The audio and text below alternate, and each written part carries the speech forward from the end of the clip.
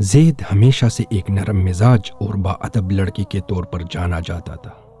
وہ نرمی سے بات کرتا، دوسروں سے عزت سے پیش آتا اور کبھی سخت الفاظ استعمال نہ کرتا۔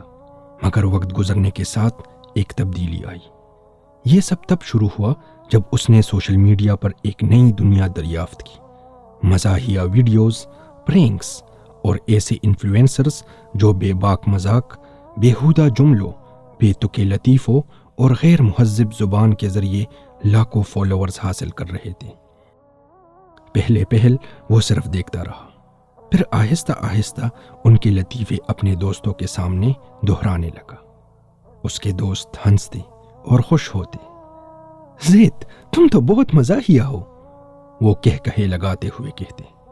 جتنا زیادہ وہ ہنستے، زید کی خود اعتمادی اتنی ہی بڑھتی گئی۔ اب وہ مزید بے باک ہو گیا، ایسے الفاظ استعمال کرنے لگا جو پہلے اس کی زبان پر نہ آتے تھے، ایسے مذاق جو حد سے زیادہ تھے، لیکن انہیں دیکھ کر لوگ خوش ہوتے اور یہ احساس اسے اچھا لگتا۔ بغیر احساس کیے اس کی بول چال بدل گئی تھی۔ وہ الفاظ جو وہ کبھی استعمال نہیں کرتا تھا اب معمول بن چکے تھے۔ پھر ایک دن ایک ایسا واقعہ ہوا جس نے اس کی سوچ بدل دی۔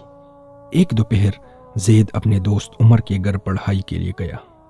عمر کی والدہ جو نہایت شفیق اور مہربان خاتون تھی، ان کے لیے کھانا لے کر آئی اور مسکراتے ہوئے کہا، لو بیٹا، پہلے یہ کھا لو، اس کے بعد اچھے سے پڑھائی کرو۔ زید اپنے دوستوں کے ساتھ بے تکلف تھا۔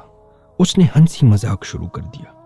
دوست کہے لگانے لگے اور وہ جوش میں آگے بڑھا۔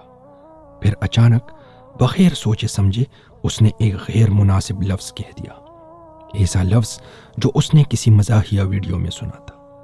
عمر کی والدہ جو قریب ہی کھڑی تھی رک گئی۔ کمرے میں خاموشی چھا گئی۔ عمر کا چہرہ ساکت ہو گیا۔ اس کے دوست ایک دوسرے کو دیکھنے لگے، جیسے سمجھ نہ پائے کہ کیا ہوا۔ عمر کی والدہ نے زید کی طرف دیکھا۔ ان کا چہرہ نرم مگر سنجیدہ تھا۔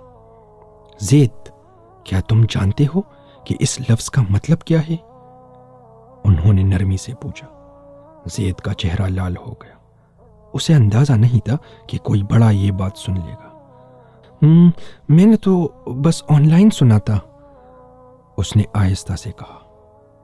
عمر کی والدہ نے سر ہلایا جیسے وہ پہلے ہی جانتی تھی۔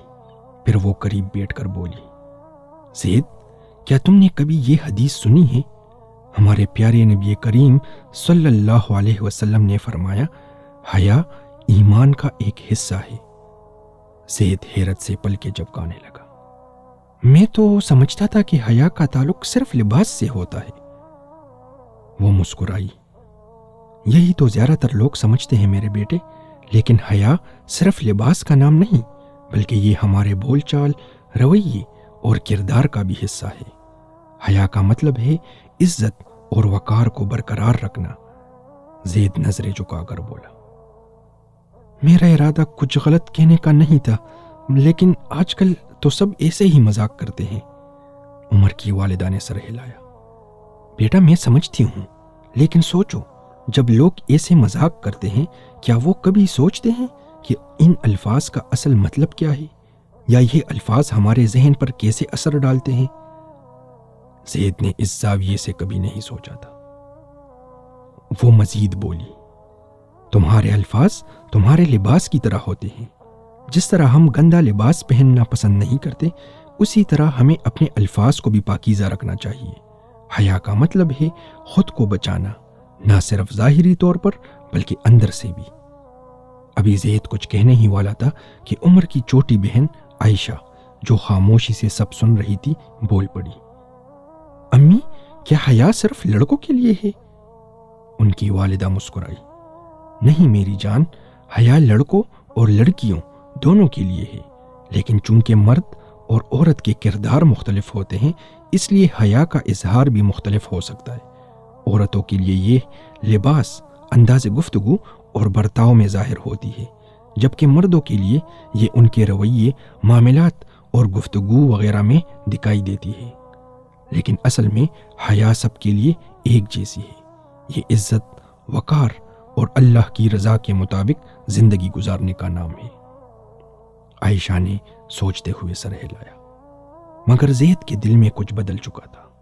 وہ سمجھتا تھا کہ مزاحیہ ہونا حد پار کرنے کا نام ہے، لیکن اب اسے محسوس ہو رہا تھا کہیں وہ صرف چند لمحوں کی ہنسی کے بدلے کچھ قیمتی چیز تو نہیں کھو رہا۔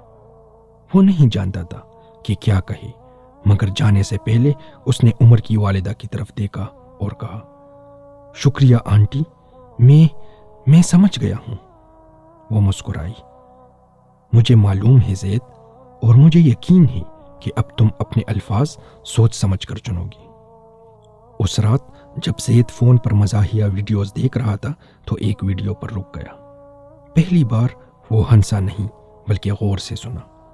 وہ لطیفے اب اتنے مزاحیہ نہیں لگ رہے تھے، وہ الفاظ اب مختلف محسوس ہو رہے تھے، اور اس نے سوچا وہ ایسا نہیں بننا چاہتا۔ آہستہ آہستہ اس نے اپنے الفاظ کا چناؤ بدل دیا۔ وہ اب بھی مذاق کرتا تھا، مگر ایسے لطیفے بناتا جو صاف، مثبت اور باعزت ہو۔ کچھ دوستوں نے یہ تبدیلی محسوس کی، مگر جو سچے دوست تھے انہوں نے اس کی اور بھی زیادہ عزت کی، کیونکہ حیا کا مطلب چپ رہنا یا بور ہونا نہیں، بلکہ وقار کو برقرار رکھنا ہے، ایسے دور میں جہاں لوگ اسے بھول چکے ہیں۔ اگر آپ کو یہ کہانی پسند آئی تو ویڈیو کو لائک اور اس پر کمنٹ کرنے کے ساتھ ساتھ اسے شیئر بھی کریں تاکہ یہ پیغام زیادہ سے زیادہ لوگوں تک پہنچے۔